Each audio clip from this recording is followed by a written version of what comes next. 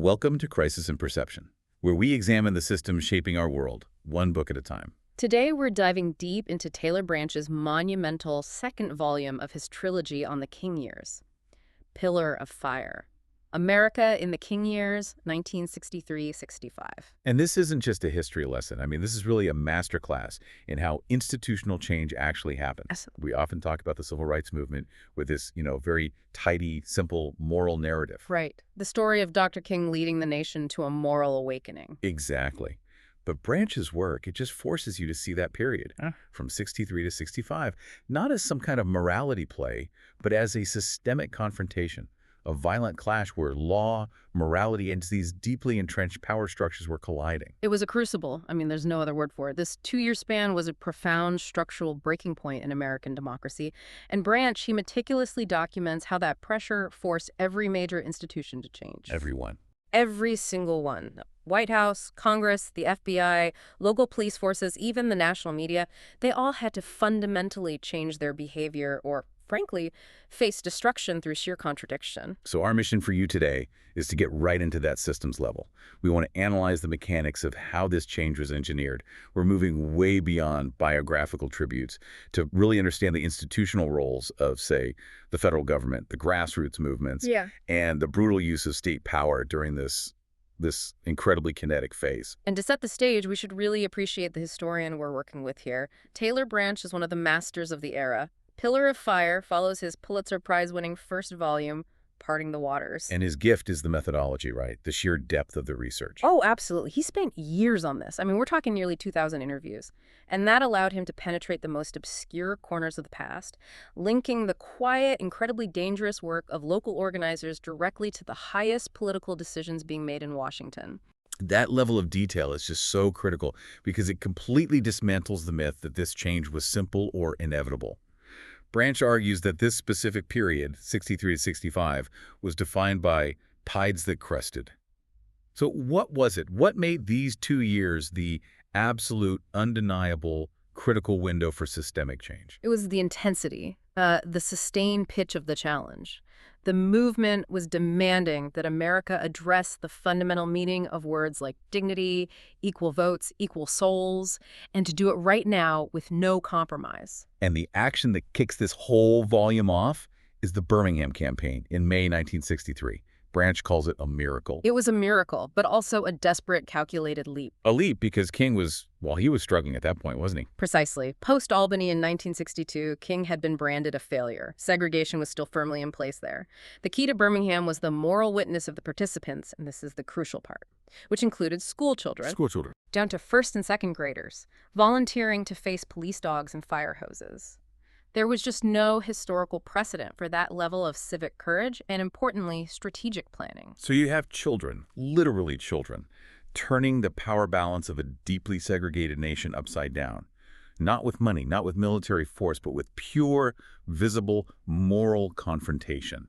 That's an almost unimaginable concept for a system that's just designed to resist change. And the sheer visibility of it, amplified by mass media, and the extremity of the confrontation with Police Commissioner Bull Connor, it forced the federal government to confront the deep, inherent, and frankly embarrassing contradictions in its own laws. Right. And this gets us right to the foundation of Branch's central thesis, which really guides our whole analysis today.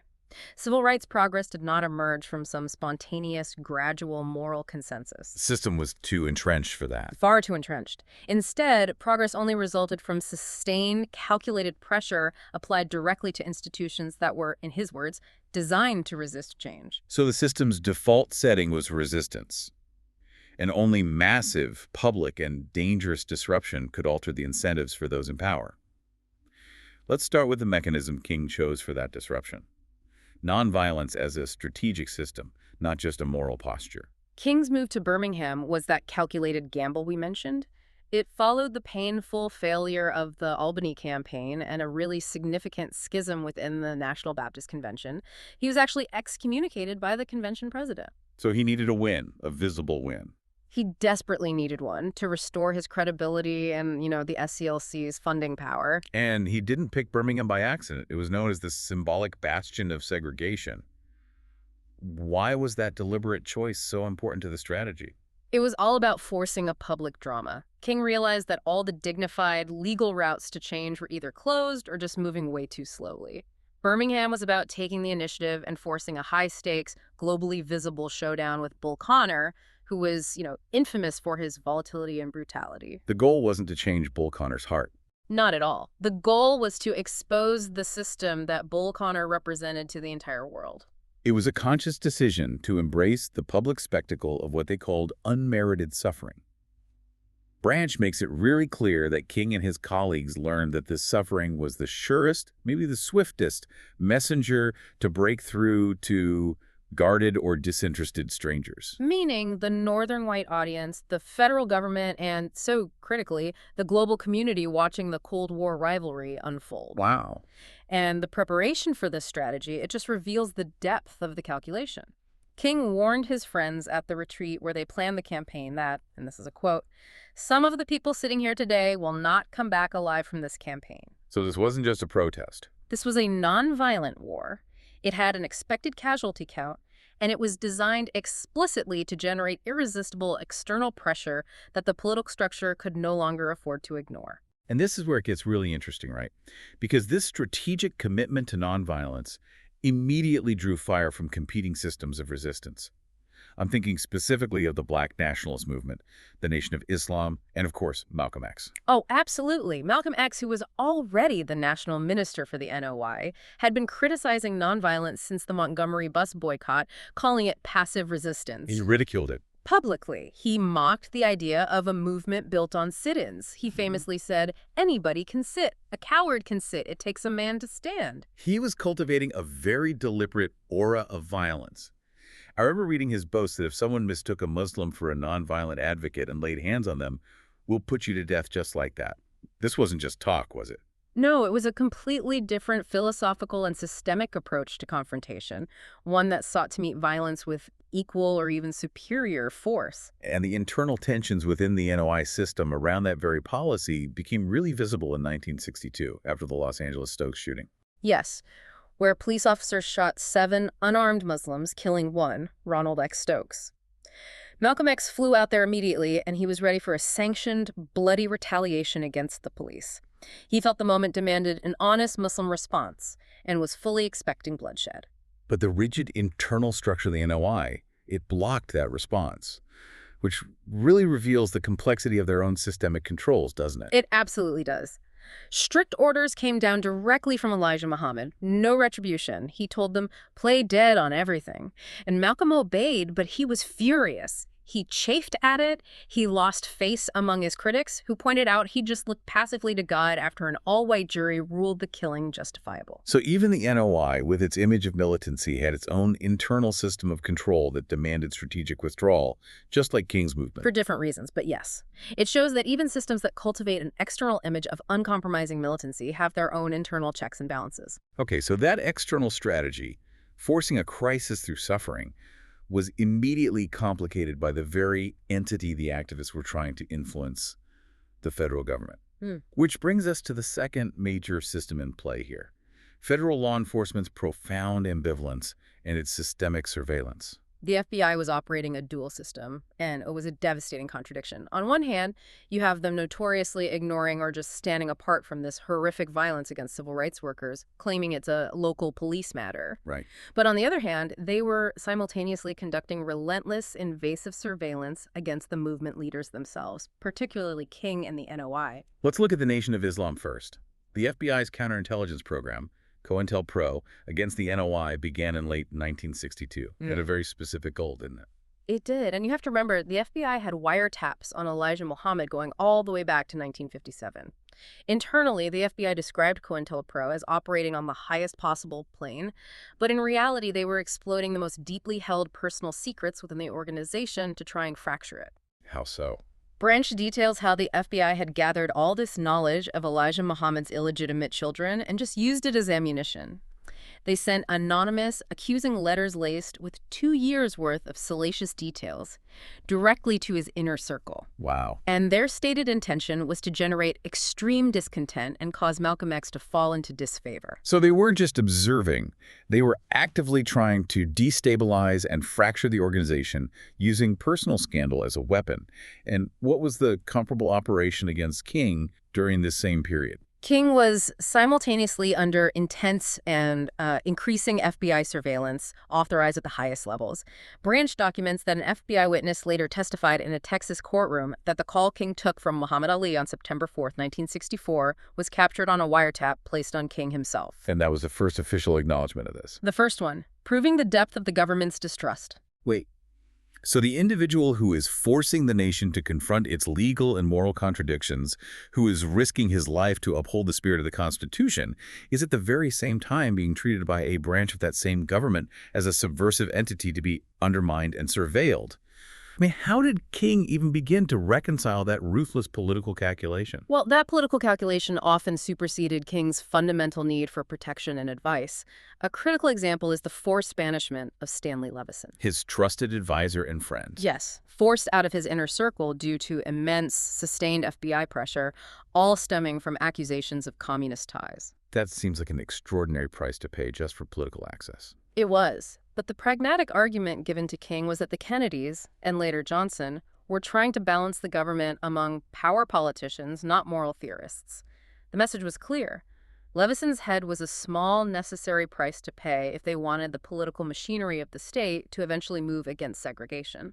It just illustrates how the federal system prioritized its own political stability over the moral security of its allies. And the most painful illustration of this systemic ambivalence, I think, comes out of Mississippi during Freedom Summer in 1964. Right. Branch highlights this truly chilling reality conveyed by John Doerr, the Justice Department official, to the hundreds of Freedom Summer volunteers. This was after the disappearance of the 3 workers, Cheney, Schwerner, and Goodman. So the threat was known. It was real. Absolutely real. And despite that, Doerr warned them unequivocally they should count on 0 federal protection. So they were told to be moral witnesses, to risk everything for the right to vote, but the federal government would not act as a police force to guarantee their safety against local violence. This brings us right to our third major mechanism.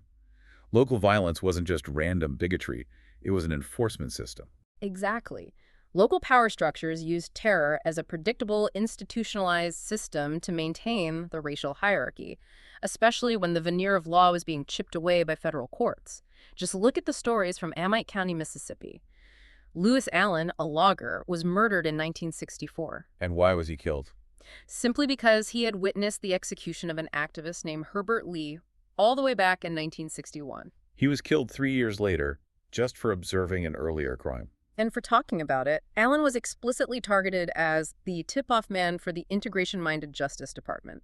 This shows you that the local system viewed cooperating with Washington as a capital offense. It was treason against the local structure, punishable by death. And the brutality wasn't just from extra-legal groups like the Klan. It was casual, institutional, and systematic, carried out by official law enforcement. The brutal treatment of Fannie Lou Hamer and Annell Ponder in Winona, Mississippi in 1963 is visceral proof of this.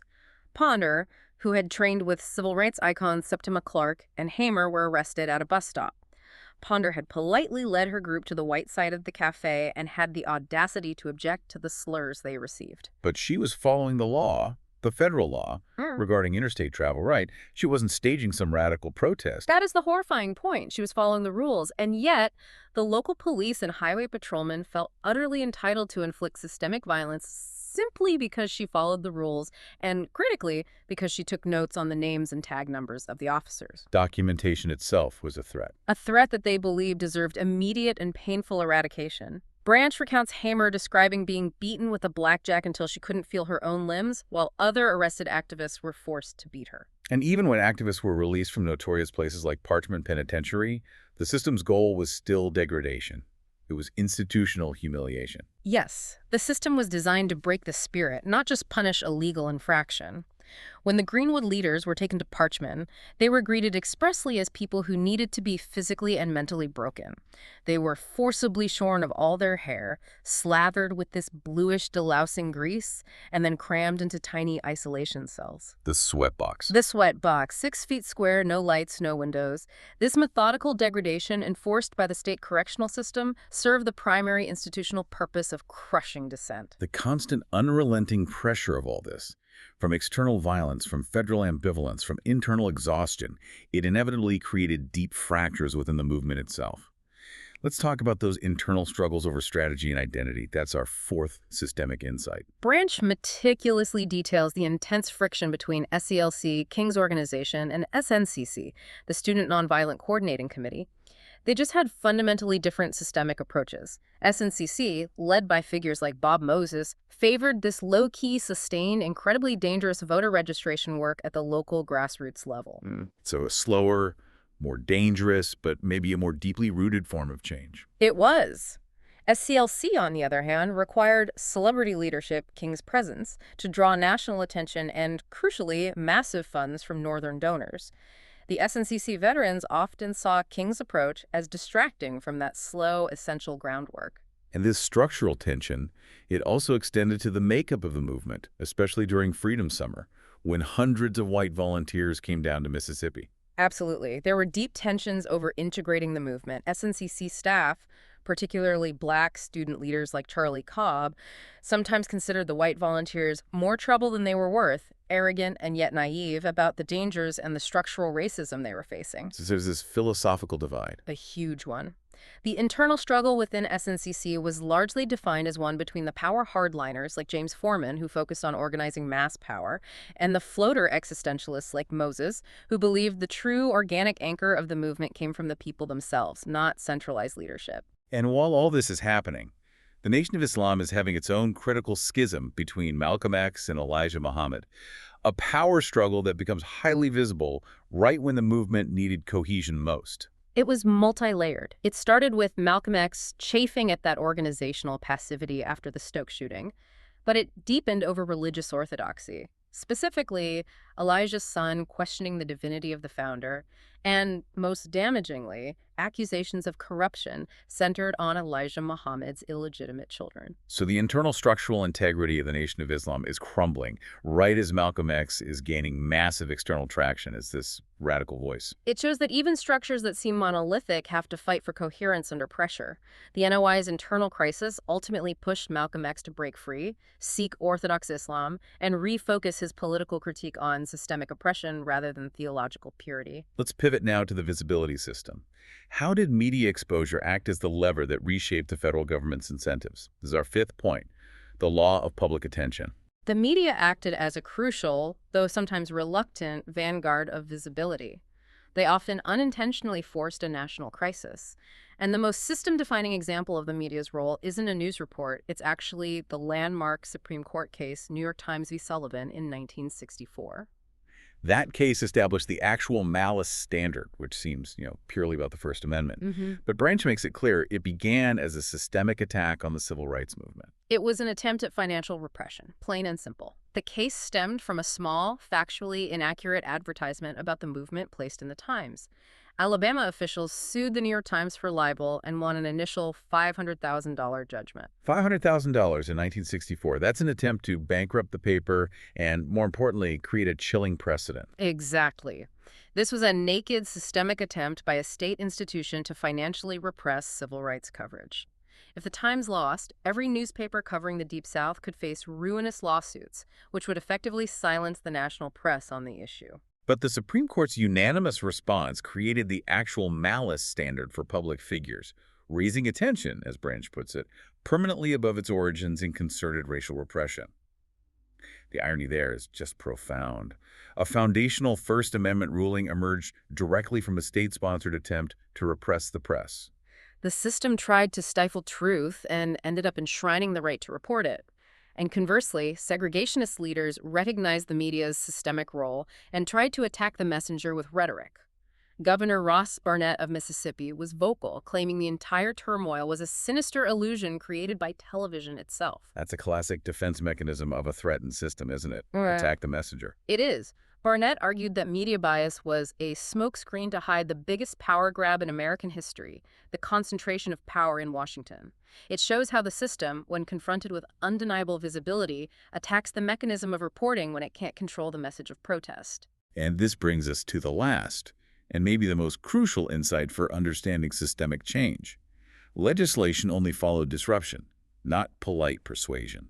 The initial Civil Rights Act, proposed by Kennedy, it really struggled for traction. It faced massive resistance. Major political change, as branch documents, only happened when the disruption became too costly for the federal government to tolerate politically, economically, or internationally. You can see the stubbornness of that local system in places like Greenwood, Mississippi. Oh, absolutely. When the Greenwood COFO office was burned down, local officials defended their actions against federal representatives. They viewed any concession to Washington as spineless surrender that proved a naked political sword from the Kennedy arsenal was at work. They resisted until the bitter end. So it took an accumulation of visible, mortal trauma to finally shift the needle on voting rights. It did. The national shift to demanding voting rights, specifically, the precursor to the Voting Rights Act of 1965, it didn't happen after a smooth negotiation.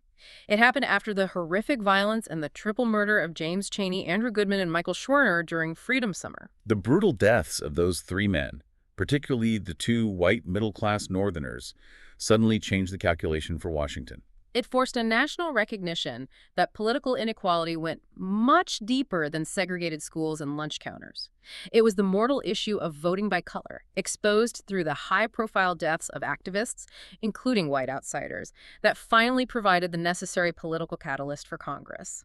Disruption created a crisis that legislation was then required to solve. That detailed analysis gives us the mechanisms. Now let's zoom out and explicitly map this system. Branch's book provides all the pieces, so let's put them together. Let's identify the actors, their incentives, and the feedback loops that drove this whole period. Okay, let's map it. So first, the core groups. You have the activists, SCLC, SNCC, the NOI. They were the initiators of confrontation, the moral witnesses. King provided the strategic language. Moses and SNCC provided the dangerous groundwork. Right. And on the other side, the direct opposition. The local governments and police, your Bull Connors, your Sheriff Jim Clarks, they were the frontline enforcement mechanisms for the racial hierarchy, using law and terror to maintain segregation. Then you have the complex and, as we've said, contradictory power, the federal officials.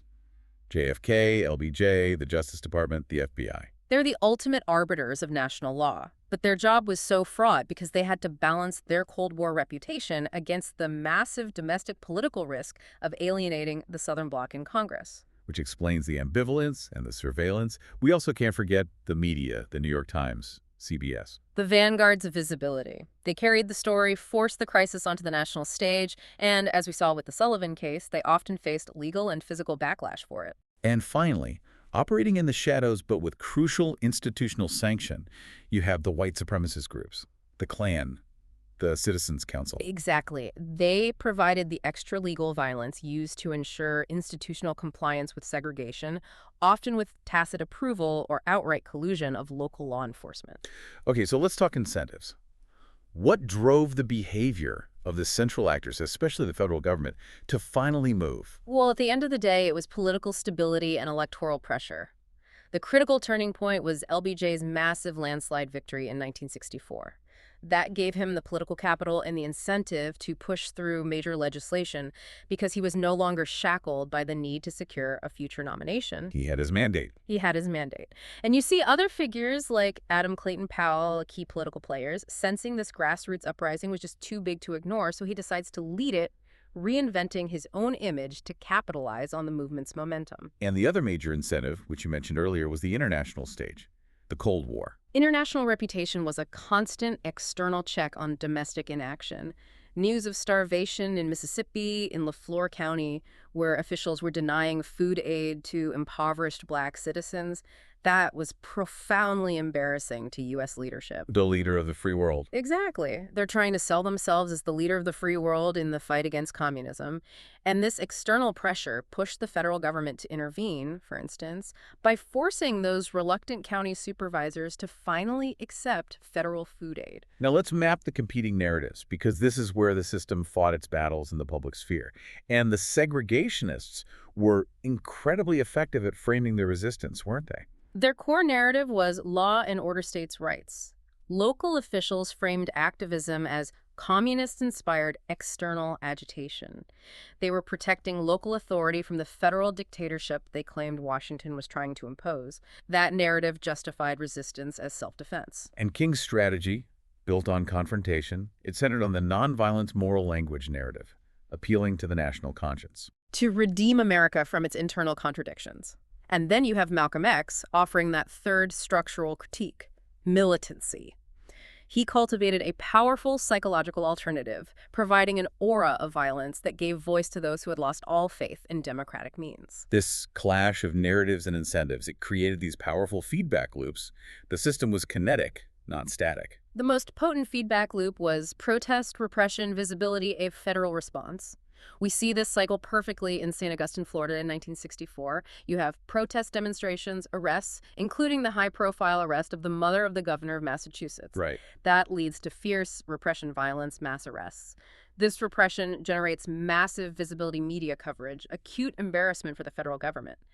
And that embarrassment then triggers a federal response, political negotiations, and eventual intervention. The system only moved when the visible cost of repression exceeded the political cost of intervention. That makes the mechanics crystal clear. But it raises a profound question.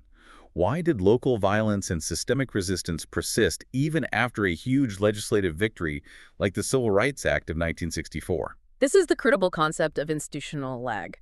National laws get passed, but the local power structures maintain control because they retain the incentives for violence. Legal reforms didn't immediately dismantle that system. Sheriff Jim Clark in Selma is the iconic example.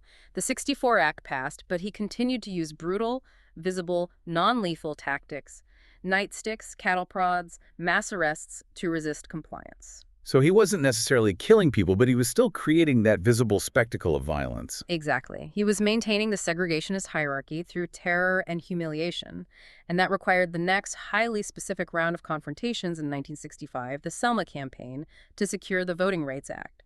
The '65 Act specifically targeted the systemic root of political inequality, aiming to remove the structural incentive that allowed men like Clark to operate with impunity. So what does this deep dive into the systems of 63 to 65 help us understand about the structural challenges we face today? Let's talk about present-day implications, this idea of structural recurrence. The book is just essential for understanding why legal reform does not automatically guarantee institutional compliance. The structures of resistance are so tenacious and adaptable. We see officials in Selma willing to spend months fighting over one single applicant to register. They just use bureaucratic resistance to delay and deny until the system is broken. And Branch gives us that incredible example from LaFleur County where, after the federal government forced food aid, local officials tactically provided a courtesy bus to the courthouse. So that black applicants could obtain rejections with less public friction. That is the perfect illustration of systemic adaptation. The goal wasn't to comply with the spirit of the law, but to maintain the effect of denial while reducing a public embarrassment that had triggered federal intervention in the first place. Exactly. The ultimate goal of the movement wasn't just a law in the books, but confronting these systems of entrenched power that resist compliance at every single turn. Which raises an important question about rhetoric versus reality. How effective is moral language when you're dealing with systems of political power? Was King's appeal to conscience enough, or was it just a tool? Moral language was strategically useful. It amplified the suffering witnessed by the media, giving the movement moral authority. But, as Branch shows, it was only effective when it was buttressed by profound political disruption. That meant going to jail, filling the courts, stopping commerce, and forcing a crisis that cost the government money and reputation. And the book shows King himself having to strategically revise his moral demands to make them politically palatable to the existing power structure, especially the Johnson administration. King's manuscript for his book on Birmingham initially proposed a Negro Bill of Rights, a demand for national redress for the economic burden of slavery and segregation. But after a lot of debate, he revised it to be more compatible with LBJ's broader, politically safer war on poverty. He changed it to a Bill of Rights for the disadvantaged. So he had to straddle this political tightrope, risking forfeiting what Branch calls powerful historical arguments about the economic cost of race in favor of framing the demands in a way that was politically achievable in that moment. Yeah. That's a structural compromise, isn't it? It is a compromise necessary for political action within a resistance system. And finally, Brandt shows us why reform movements fracture under sustained pressure.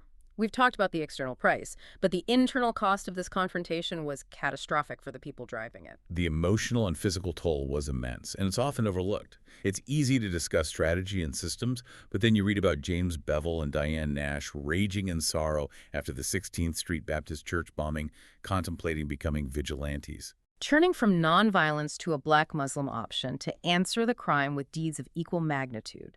That's the profound human cost of this confrontation. And the pressure that's necessary for reform, it internally fragments the movement's own structure. Bob Moses returned from Africa years later, completely disillusioned by the toll and the internal politics. And that crucial SNCC Waveland meeting in late 1964, held right after the height of their legislative success, it completely broke down into internal conflicts over affiliations, the black-white problem, and who should be on staff. They had achieved historic legislative success, but the internal organization was nearing total collapse under the stress of that very victory. Let's link these findings back explicitly to the core themes of our show, crisis and perception. What is the fundamental insight Branch provides about systems and morality? I think the core insight is that systems are structurally indifferent to moral pleas. They are cold, logical entities that respond only to calculated, quantifiable political and economic pressure. The 1964 riots, for example, forced intervention, not because the rioters suddenly became morally sympathetic, but because the disruption was seen by the Johnson administration as the Achilles heel of their domestic tranquility strategy. Intervention was forced by political cost, not by conscience. Exactly. And this also perfectly highlights the irony we constantly see in the study of systems, the gap between law and justice. Right. The NYTV Sullivan case is the perfect encapsulation of this. A foundational ruling that expanded freedom of the press and protects public debate emerged from the state of Alabama trying to use civil law to repress activism. The law changed, but only as a byproduct of the struggle against injustice. Proving that while a legal victory can be achieved, the struggle against systemic barriers remains long after the text is revised.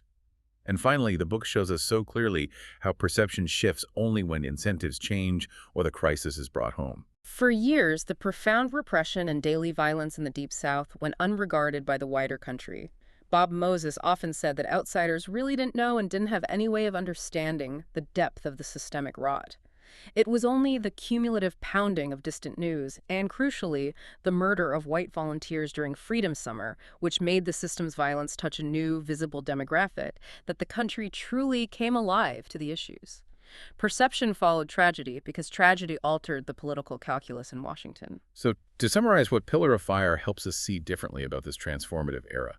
First, social change is achieved not through idealism alone, but through highly calculated, dangerous, and strategic confrontation, what King called the calculated leap. It's an engineering feat. Second, state violence served a clear institutional purpose. Whether through the explicit terror of the Klan or the systematic humiliation of prison life, the shorn hair, the sweatbox, it was the primary accepted mechanism for enforcing racial hierarchy.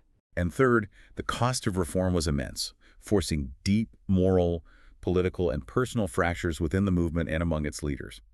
From King facing FBI surveillance to Malcolm X defying Elijah Muhammad to SNCC dissolving into conflict, the system extracts a high price for change. And this leaves us with a necessary, provocative thought, drawing on that analogy from Bob Moses about the deeper structural problem he saw the movement confronting. He said, "The country isn't willing yet to admit it has the plague, but it pervades the whole society."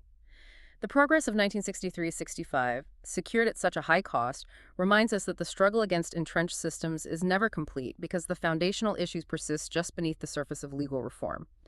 Progress requires calculating confrontation because systems will not yield merely to a moral appeal. That was Taylor Branch's Pillar of Fire, America in the King Years 1963-65, a truly epic and essential look at the mechanics of power and resistance. We highly encourage you to read the book or borrow it from a library. This project is free and publicly accessible. If you'd like to support the time, tools, and research behind crisis and perception, you can become a supporter on Patreon. For a shorter, visual overview of this topic, see the mini-explainer linked in the description. If you enjoy this kind of systems-level analysis, please like, subscribe, and comment with books or topics you'd like us to explore next.